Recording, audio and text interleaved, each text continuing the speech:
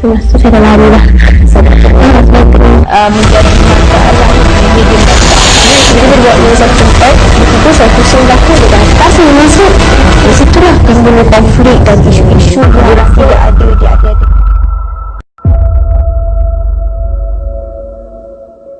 Bismillahirrahmanirrahim. Assalamualaikum warahmatullahi wabarakatuh.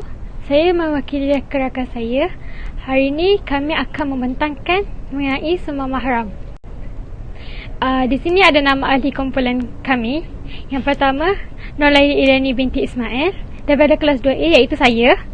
Yang kedua, Duratul Aina binti Muhammad Syauqi daripada kelas 2B.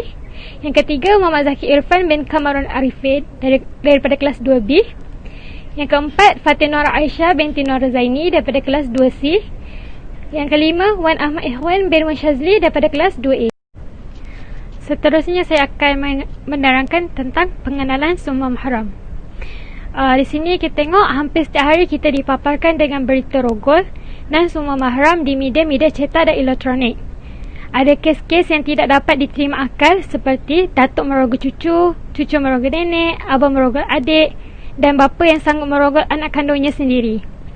Dalam konteks kanak-kanak, seringkali mereka diingatkan supaya berwaspada dengan orang asing. Tapi nampaknya kini dengan terjadinya kes-kes sumbang mahram, mereka lebih terdedar kepada perlakuan tidak elok dari ahli keluarga sendiri, iaitu orang-orang yang mereka kenali. Apa yang menyedihkan, pembabitan kaum Melayu mencatatkan jumlah tertinggi berbanding kaum lain, iaitu kaum Cina dan India.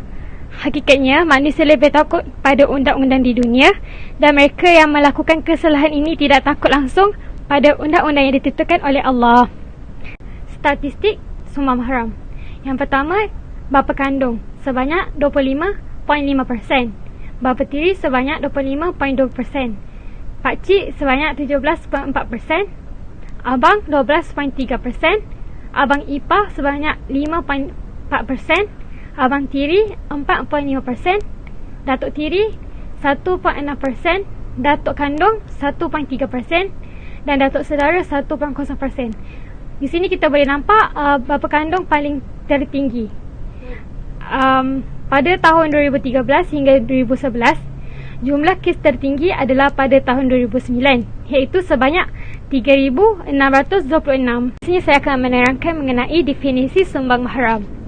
Sumbang mahram atau kata lain, incest. Maksud incest ni adalah hubungan seksual atau perkahwinan antara dua orang yang bersaudara dekat yang dianggap melanggar adat, hukum dan agama. Adalah perhubungan seksual antara seorang lelaki dengan cucu perempuan, anak perempuan, kakak, adik perempuan atau ibunya, atau antara seorang perempuan yang berumur 16 tahun atau lebih dengan datuk lelakinya, bapa, abang, adik lelaki atau anak lelakinya dengan kerelaan dan keizinan kedua-dua pihak terbabit. Mengikut Kamus Dewan, terdapat 3 jenis sumbang mahram yang membawa pengertian yang sama, iaitu yang pertama, sumbang balai. Sumbang balai melintang yang bermaksud berzina dengan orang yang tidak boleh dikahwini, iaitu kakak, adik, abang, mak ayah semua telah. Yang kedua, sumbang kadim, iaitu perbuatan bermuka dengan keluarga rapat. Bermuka di sini maksud dia persetubuhan secara haram ataupun teman zina. Yang ketiga, sumbang parti, yang bererti bermuka dengan saudara sendiri. Itu saja daripada saya. Seterusnya saya akan berikan kepada pembentang seterusnya. Assalamualaikum warahmatullahi wabarakatuh. Nama saya Fatin Nur Aisyah binti Nur Zaini dari kelas D PSU 2C. Seterusnya, saya akan bentangkan tentang pandangan Islam terhadap sumbang mahram. Sesungguhnya, Islam adalah agama yang sempurna dan lengkap dengan peraturan-peraturan yang telah ditetapkan kepada umatnya. Dalam konteks hubungan seksual juga, Islam memperuntukkan undang-undang yang tersendiri. Meskipun manusia diberikan kebebasan untuk menyalurkan hasrat seksualnya, namun bukan bererti boleh melaksanakan kebebasan seksual dengan sewenang-wenangnya. Sebabnya, kebebasan menyalurkan dorongan seksual harus tetap dalam ikatan nikah kahwin yang sah berdasarkan syariat sebagaimana yang telah ditetapkan sejak dari awal kedatangan Islam lagi. Firman Allah SWT dalam surah An-Nisa ayat 23 yang bermaksud, diharamkan kepada kamu berkahwin dengan perempuan-perempuan yang berikut: ibu-ibu kamu dan anak-anak kamu, dan anak saudara-saudara kamu, dan saudara-saudara bapa kamu, dan saudara-saudara ibu kamu, dan anak-anak saudara kamu yang lelaki, dan anak-anak saudara kamu yang perempuan, dan ibu kamu yang telah menyusukan kamu, dan saudara-saudara susuan kamu, dan ibu isteri-isteri kamu, dan anak-anak tiri yang dalam peliharaan kamu dari isteri-isteri yang kamu telah campuri. Tetapi kalau kamu belum campuri mereka, yakni isteri kamu itu, dan kamu telah pun menceraikan mereka, maka tiadalah salah kamu berkahwin dengannya. Dan haram juga kamu menghimpun dua beradik sekali untuk menjadi isteri-isteri kami, kecuali yang berlaku pada masa lalu. Sesungguhnya Allah Maha Pengampun lagi Maha Mengasihani. Antara sebab dilarang berlakunya perkahwinan adalah kerana 3 sebab, iaitu perkahwinan keturunan dan penyusuan. Apabila berlakunya satu ikatan golongan yang berikut menjadi haram untuk dikahwini. Jadi ini sahaja daripada saya tentang pandangan Islam. Saya akan bagi kepada pembentang seterusnya. Bismillahirrahmanirrahim. Assalamualaikum warahmatullahi wabarakatuh. Saya Wan Ahmad Ikhwan bin Wan Syazli daripada kelas di PHU 2A. Nombor kad matrik saya ialah DHU 202024970. Hari ini saya akan menerangkan tentang ayat Al-Quran mengenai sumbang mahram. Bismillahirrahmanirrahim. Hurimat alaikum ummahatukum wa bainakum wa akhwatukum wa ammatukum wa khalatukum wa banatal akhu wa banatal ukhti wa ummahatukum allati arda'nakum wa ukhwanukum minar rida'ati wa ummahati nisaikum allati dakhaltum bihinna fa in lam takunu dakhaltum bihinna wala junaha alaikum wa hala ila abnaikum allazina min aslamikum wa an tajma'u bainal ukhtina illa ma qad salafa innallaha kana ghafurar rahima. Shadaqallahul azim. Ayat ini bermaksud diharamkan atas kamu mengawini ibu-ibumu, anak-anakmu yang perempuan, saudara-saudaramu yang perempuan, saudara-saudara bapakmu yang perempuan atau saudara-saudara ibumu yang perempuan, anak-anak perempuan dari saudara-saudaramu lelaki, anak-anak perempuan dari saudara-saudaramu yang perempuan, ibu-ibumu yang menyusui kamu, saudara perempuan serta susuanmu, dan ibu-ibu isterimu, ibu yang tua, anak-anakmu anak-anak isterimu yang dalam pemeliharaan dari isteri yang telah kamu campuri. Tapi jika belum kamu campur dengan isterimu itu dan sudah kamu ceraikan, maka tidak berdosa kamu mengawininya. Dan diharamkan bagimu isteri-isteri anak kandungmu mentua dan menghimpunkan dalam perkahwinan dan perempuan yang bersaudara, kecuali yang telah terjadi pada masa lampau. Sungguhnya Allah Maha Pengampun lagi Maha Penyayang. Maksud ayat ini tersebut ialah ayat ini menceritakan tentang golongan-golongan yang haram dikahwini, iaitu sumbang mahram. Sekian daripada saya. Assalamualaikum warahmatullahi wabarakatuh. Bismillahirrahmanirrahim. Assalamualaikum warahmatullahi wabarakatuh. Nama saya Duratin Aina binti Muhammad Syauqi dari kelas 2B. Di sini saya akan menerangkan mengenai kronologi sumbang mahram, iaitu kes adik merogol kakak kandungnya sendiri. Tertuduh berusia 14 tahun mengaku bersalah atas pertuduhan itu. Sebaik pertuduhan dibacakan jurubahasa di hadapan Magistrate Nur Faizah Muhammad Saleh. Mengikut pertuduhan, tertuduh didakwa melakukan persetubuhan dengan kakak kandungnya berusia 16 tahun, yang mana perhubungan itu tidak dibenarkan undang-undang, hukum agama dan adat untuk berkahwin dengannya. Kesalahan itu didakwa dilakukannya di sebuah rumah di Taman Diawan Bagi kesalahan itu, dia didakwa mengikut Seksyen 376B dalam kurungan 1 Kan Keseksaan yang memperuntukkan hukuman penjara maksimum 30 tahun dan juga sebatan. Nur Ashikin Hasanur manakala tertuduh tidak diwakili peguam. Nur Faizah kemudiannya membenarkan tertuduh diikat jamin sebanyak RM3,000 dengan seorang penjamin sebelum menetapkan 20 Februari untuk sebutan semula kes. Bagi menunggu laporan akhlak daripada Jabatan Kebajikan Masyarakat JKM, Ketua Polis Daerah Kampar berkata perbuatan sumbang mahram itu terbongkar apabila kakaknya yang baru bersalin itu dibawa ke Hospital Kampar untuk mendapatkan rawatan jam 10 malam hari yang sama. Katanya, hasil soal siasat terhadap remaja perempuan itu mendapati dia mengaku sudah beberapa kali melakukan hubungan sumbang mahram dengan adik lelakinya pada Mei lalu di bilik belakang rumah. Remaja itu ditahan 15 Disember lalu. Sekian daripada saya dan saya serahkan kepada pembentang yang seterusnya. Terima kasih. Di sini saya akan menerangkan mengenai faktor-faktor berlakunya sumbang mahram. Faktor-faktor berlakunya sumbang mahram, yang pertama adalah pakaian anak perempuan. Jika kita tidak menjaga pakaian, ia juga adalah salah satu punca berlakunya sumbang mahram. Tak kiralah dia bapa kita atau abang kita, jika pegangan agamanya tidak kuat dan keperluan seks yang tinggi serta tidak mendapat layanan seks daripada isteri, maka ia akan beralih pada tempat lain. Lelaki mempunyai 9 akal dan 1 nafsu. Jika akal tidak digunakan dengan baik, maka nafsu boleh mengatasi akal.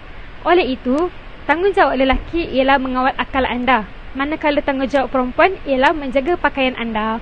Yang kedua adalah sikap isteri. Sebagai seorang isteri dan ibu, dia tidak boleh terlalu leka dengan keperluan anak sama ada kecil atau remaja dan suami. Dia haruslah selalu berkomunikasi dan berinteraksi secara baik dengan suami dan anak-anak. Jika interaksi dan komunikasi hamba, ia boleh menjadi salah satu punca mendorong ke arah gejala tidak sihat. Contohnya, wanita yang bekerja pada shift malam akan menyebabkan kurang pergaulannya dengan suami dan anak-anak. Malahan, si isteri turut mengabaikan keperluan seks suaminya. Sebenarnya, lelaki tidak mendapat kepuasan seks daripada anak kecil yang baru berusia 5 atau 6 tahun. Dia sekadar ingin melepaskan perasaan yang tinggi meluap pada kehendak seks. Yang ketiga adalah pergaulan anak dan bapa. Hubungan anak perempuan dengan bapanya hanya setakat mana yang boleh. Dia tidak boleh tidur dengan bapanya. Kalau cium, setakat dahi. Sentuhan tangan juga setakat yang boleh. Jikalau seorang ibu tidak mendidik anak-anak tentang batas-batas pergaulan dengan bapa dan tidak memberitahu suami jika kelihatan bapa terlalu rapat dengan anak perempuannya, akan menyebabkan gejala yang tidak sihat. Sumbang mahram boleh berpunca daripada anak dan juga bapa. Tambahan pula tanpa ajaran, nasihat, panduan atau tunjuk ajar daripada ibunya. Anak dalam usia 5 atau 6 tahun tidak ada perasaan berakhir, tetapi dia takut dengan bapanya. Dia menganggap bapanya sebagai orang yang patut dipatuhi.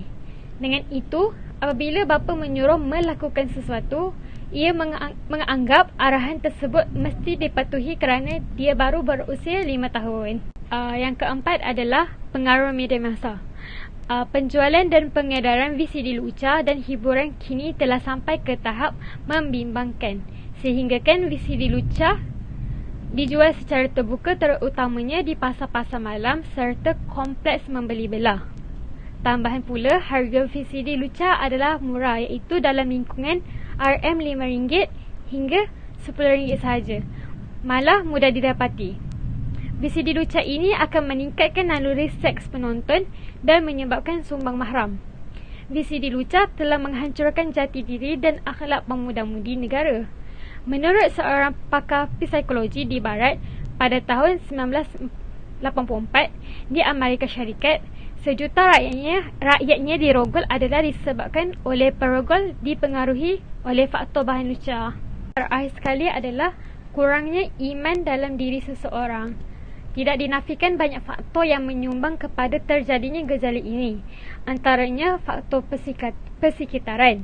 Namun, akar umbi menyebabkan berlakunya kes haruan makan anak adalah kerana tiadanya iman dan didikan agama dalam diri. Sesungguhnya iman adalah akar, tunjang dan pembentukan sahsia manusia. Iman mampu menjadi penghalang dan benteng kepada kemaksiatan. Tanpa iman, manusia umpama layang-layang tanpa tali, terbang mengikut arus tiupan angin tanpa arah dan tujuan. Iman juga turut mengajar manusia menjadi hamba yang mengenali Khaliknya dan tanggungjawab sebagai khalifah di bumi ini. Firman Allah SWT yang bermaksud, sesungguhnya nafsu itu sangat menyuruh manusia membuat kejahatan. Surah Yusuf ayat 53. Memang tidak dinafikan, bukan mudah untuk kita mendidik nafsu. Oleh sebab itulah, nafsu dikatakan musuh utama manusia dalam bermujahadah kepada Allah. Ini adalah kerana manusia merupakan benda yang jamat dan makhluk kasar. Apabila dia menyerang, kita dapat melihat dengan mata dan kita dapat menghindari serangan agar tidak terkena. Tetapi, hawa nafsu bersifat abstrak, tidak dapat dirasa dengan tangan dan tidak dapat dilihat dengan mata. Tetapi, tindakannya lebih kejam dari senjata api. Itu saja daripada saya. Seterusnya, saya akan berikan kepada pembentang seterusnya. Assalamualaikum warahmatullahi wabarakatuh. Nama saya Muhammad Zaki Afandi Kamal Arifin dari kelas DPSU 2B, dan saya akan membentangkan akibat-akibat tentang bersembah maram. Akibat bersembah maram terdapat 3 kesannya. Kesan terhadap diri mangsa, keluarga dan masyarakat. Yang pertama, mangsa bersembah maram adalah individu yang pertama sekali yang akan mendapat kesan dalam dirinya. Mangsa akan dihina dan dicaci oleh masyarakat sekelilingnya, walaupun hakikatnya dia memang tak bersalah pun. Dan mereka akan hilang kepercayaan terhadap mahram yang lain dan akan merenggangkan hubungan kekeluargaan. Dan lebih teruk, anak-anaknya yang tidak bersalah itu pun turut, kalau ada pun turut mengalami kesan psikologi yang tinggi akibat daripada kesan kebencian yang tumbuh dalam hatinya, dan mereka akan menghadapi kegangguan ataupun masalah dalam perkembangan psikologikal mereka. Dan kedua, kesan ke atas keluarga. Bapa adalah ketua keluarga yang berperanan dalam menyara keluarga dan memimpin sebuah rumah tangga supaya mereka hidup aman dan tenteram. Bapa atau saudara mara lelaki iaitu mahram yang terdekat yang diharapkan menjadi pelindung kepada anak-anak perempuan yang telah mengambil kesempatan kepada mereka yang sememangnya mempunyai sifat lemah lembut ini. Hubungan kekeluargaan akan menjadi retak dan boleh menimbulkan kebencian dalam rumah tangga. Apabila hal ini berlaku, hubungan ini tidak dapat dipulihkan lagi, dan tiada lagi sifat saling mempercayai antara ahli keluarga dan keakraban. Dan seperti mana ini, kadar penceraian juga akan meningkat kerana gejala tersebut sebagai faktor. Dan sebagai faktornya, isteri yang mempunyai sifat keibuan ini setia kepada anaknya walaupun didalami situasi itu kerana perbuatan si suami itu. Dan yang terakhir adalah kesan ke atas masyarakat. Sebagaimana masyarakat mempunyai pelbagai kaum seperti Melayu, Cina dan India. Hidup di dalam masyarakat memerlukan persefahaman, hormat dan saling memahami adat dan pegangan agama masing-masing. Keruntuhan moral dan akhlak yang berlaku ini akan menyebabkan masyarakat kita menjadi tidak ada nilai peribadi dan dipandang rendah oleh mereka-mereka yang masyarakat lainnya. Hidup harmoni dan menghormati tidak dapat diamalkan kerana mewujudnya sikap membenci, saling benci-membenci antara satu sama lain. Dan kerana itu masyarakat sering membezakan seseorang yang lain berdasarkan keturunan dan nama baik keluarga dia. Dan disitulah habis. Okey, daripada saya sekian. Saya akan membentangkan tentang cara-cara mengatasi sumbang mahram. Terdapat beberapa langkah yang boleh diambil untuk mengatasi kejadian sumbang mahram ini dari berleluasa. Antaranya adalah dengan menitik beratkan didikan agama dengan memantapkan keimanan dalam diri setiap individu, mempraktikkan ajaran agama yang kukuh di kalangan anggota keluarga, terutama sekali tentang nilai-nilai kehidupan yang patut diikuti dan wajib dilakukan oleh semua umat Islam. Langkah yang kedua adalah dengan mengukuhkan institusi keluarga. Contohnya, dengan meluangkan masa untuk bersama dengan anak-anak dan mengawasi segala tindak tanduk mereka. Mereka juga boleh melakukan aktiviti riadah yang sihat bersama-sama ataupun sebagainya. Seterusnya, mengadakan aktiviti ceramah atau kursus tentang keibubapaan dan tanggungjawab. Contohnya, memberikan kemahiran keibubapaan yang secukupnya untuk pasangan suami isteri. Mengadakan pusat rujukan khidmat berterusan yang merupakan tempat di mana pasangan muda membuat rujukan tentang perkahwinan dan keibubapaan. Mengadakan khutbah nikah yang khusus untuk menimbulkan keinsafan di dalam diri seseorang lelaki dan peringatan tentang tanggungjawab dirinya terhadap isteri, anak-anak dan juga anak-anak tiri yang sepatutnya dilindungi olehnya. Langkah yang seterusnya adalah memberikan pendedahan kepada masyarakat tentang sumbang mahram melalui kempen-kempen kesedaran seperti ceramah-ceramah tentang sumbang mahram. Selain itu, menjaga batas pergaulan antara lelaki dan perempuan juga adalah salah satu cara untuk mengatasi sumbang mahram. Hubungan lelaki dan perempuan muhrim perlu menepati batasan agama agar tidak terdorong nafsu syahwat. Penjagaan aurat adalah amat penting. Kanak-kanak perempuan yang belum akil baligh juga perlu berpakaian elok dan tidak terlalu mendedahkan walaupun mereka belum wajib untuk menutup aurat. Mengikut statistik sumbang mahram menunjuk kanak-kanak di usia ini adalah mangsa yang mudah dinodai oleh pelaku mereka. Selain itu, terdapat banyak lagi cara untuk mengatasi sumbang mahram ini agar tidak semakin berleluasa. Jika kita menjaga diri kita, kita tidak akan terjerumus dalam hal ini. Saya ingin membuat kesimpulan tentang sumbang mahram. Sumbang mahram adalah petanda penyakit masyarakat yang pudar dan rapuh akhlaknya. Ia adalah kesan kehidupan yang jauh menyimpang daripada nilai-nilai ketuhanan dan cara hidup yang sebenar. Satu rancangan yang bersepadu membabitkan perumahan, pendidikan dan kemudahan perasanan penting untuk memastikan gejala sosial ini dibendung. Penderaan seks melalui sumbang mahram ini menjadi akar kepada penyakit sosial yang lain seperti pelacuran, penyebaran AIDS, peningkatan homoseks dan keciciran. Keciciran pula boleh membawa kepada pelakuan jenayah lain seperti rompakan, pembunuhan dan permusuhan. Sehubungan dengan itu, penguatkuasaan undang-undang dengan lebih ketat untuk persalah sumbang mahram dan undang-undang bagi melindungi mangsa. Hukuman yang hendak dilaksanakan terhadap pesalah sumbang mahram perlulah berbentuk pencegahan supaya perkara yang sama tidak berulang. Seperti yang kita tahu, hukuman sebat di khalayak ramai tidak pernah diamalkan sebelum ini, dan untuk melaksanakannya dalam masyarakat yang majmuk ini, wajarlah dibuat suatu kajian yang sempurna. Ini adalah untuk mendalami dalam membuat pertimbangan yang adil lagi bijak, bukan sahaja sebagai pengajaran tetapi juga sebagai penghalang yang berkesan. Memang ramai pihak, terutamanya masyarakat umum, menyokong pelaksanaan hukuman ini, tetapi saya terfikir jika ia dilaksanakan, ada pula kesan negatif daripada itu. Contohnya, apabila seorang bapa yang telah merogol anaknya dan terfikir ia akan menerima sebatan di khalayak ramai, kemungkinan ia akan menghapuskan bukti dengan membunuh anaknya pula. Apa akan terjadi kepada masyarakat kita jika perkara sebegini berterusan?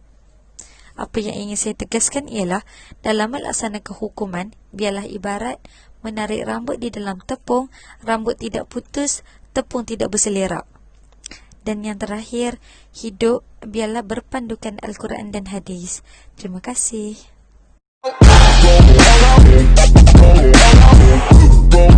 Bye.